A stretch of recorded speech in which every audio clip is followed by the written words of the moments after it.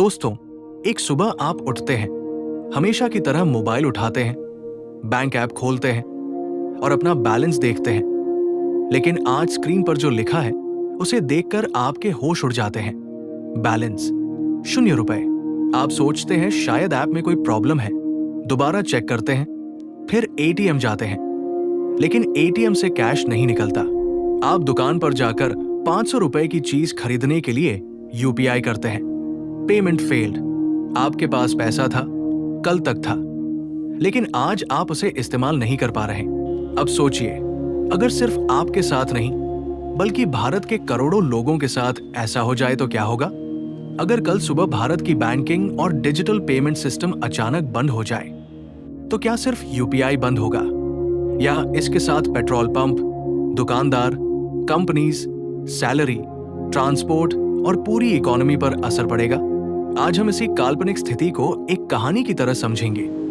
और सबसे इंटरेस्टिंग बात यह है कि इस कहानी के जरिए आपको पता चलेगा कि आखिर हमारा पैसा वास्तव में काम कैसे करता है। हमारी कहानी का किरदार है राहुल। राहुल एक सामान्य नौकरी करने वाला आदमी है।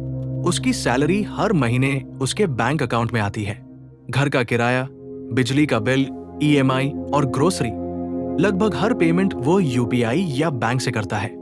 सुबह राहुल उठता है, मोबाइल खोलता है और अपनी पत्नी को ₹2000 भेजने की कोशिश करता है। Payment failed. राहुल सोचता है, चलो इंटरनेट की प्रॉब्लम होगी। वो दोबारा कोशिश करता है, फिर फेल्ड।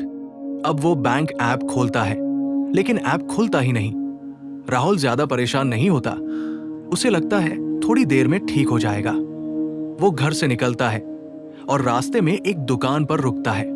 ₹60 का सामान लेता है। दुकानदार बोलता है, यूपीआई नहीं चल रहा भाई, कैश है तो दे दो। राहुल जेब देखता है, कैश सिर्फ ₹20 है। वो सामान वापस रख देता है। अभी तक राहुल को लगता है कि ये सिर्फ एक छोटी सी टेक्निकल प्रॉब्लम है, लेकिन असली समस्या अब शुरू होने वाली है। सुबह राहुल सीधे एटीएम पहुंचता है, कार्ड डालता है और स्क्रीन पर आता है, ट्रांजैक्शन अनअवेलेबल। वो दूसरे एटीएम पर जाता है, वही कहानी। अब आसपास लोगों की भीड़ लगने लगती है। किसी को घर के लिए कैश चाहिए, किसी को दवाई खरीदनी है, किसी को पेट्रोल भरवाना है और किसी को बच्चों की स्कूल फीस जमा करनी है। लेकिन किसी का डिजिटल पेमेंट काम नहीं कर रहा।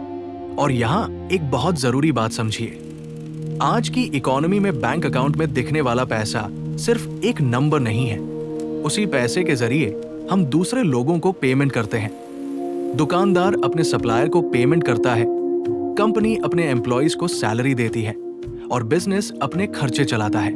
यानी पैसा सिर्फ आपके पास पड़ा नहीं रहता, वो लगातार एक व्यक्ति से दूसरे व्यक्ति के पास घूमता रहता है। अब वापस चलते हैं उसी दुकान पर। सुबह से ग्राहक आ रहे हैं, लेकिन ज्यादातर लोग पेमेंट नहीं कर पा रहे। दुकानदार के पास कुछ कैश है, लेकिन वो भी सीमित है। अब उसे खुद होलसेल मार्केट से नया माल खरीदना है। वो होलसेलर को फोन करता है। होलसेलर कहता है, पेमेंट नहीं आई तो माल कैसे दूं? दुकानदार कहता है, ग्राहक पेमेंट नहीं कर पा रहे। होलसेलर भी परेशान है, क्योंकि उसे आगे डिस्ट्रीब्यूटर को पेमेंट करनी है, डिस्ट्रीब्यूटर को फैक्ट्री को पेमेंट करनी है, फैक्ट्री को रॉ मटेरियल सप्लायर को पेमेंट करनी है और सप्लायर को अपने एम्प्लॉइज को सैलरी देनी है। यानी राहुल की ₹60 की छोटी सी खरीदारी से शुरू हुई समस्या अब धीरे धीरे एक पूरी चेन को प्रभावित कर रही है।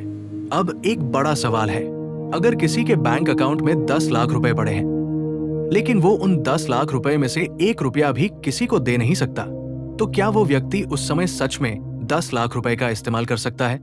यही फर्क है, पैसा होना और पैसे को इस्तेमाल कर पाना। हम अक्सर सोचते हैं कि पैसा मतलब कैश, लेकिन मॉडर्न इकोनॉमी में पैसा कई रूपों में मौजूद होता है, जैसे बैंक डिपॉजिट्स और डिजिटल पेमेंट्स। इसीलिए बैंकिंग सिस्टम सिर्फ एक जगह नहीं है जहां आपका पैसा रखा हुआ है। ये एक ऐसा नेटवर्क है जिसके जरिए पैसा लगातार घूमता रहता है।